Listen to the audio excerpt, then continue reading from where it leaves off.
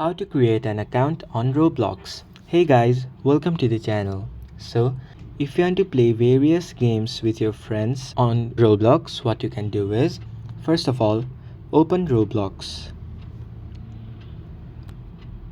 After that, you can see two options over here, create account and sign in.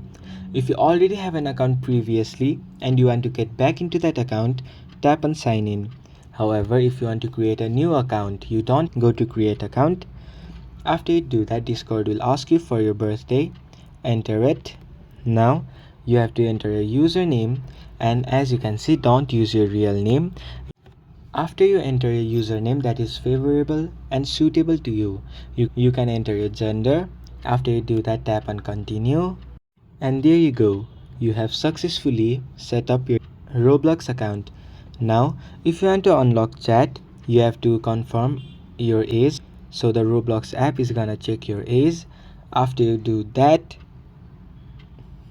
you can successfully make various friends, you can play various games over here, you can chat with your friends and many more. So this is how you can create an Roblox account. So thanks for watching till the end of the video. Hope the video was helpful to you and see you in the next one.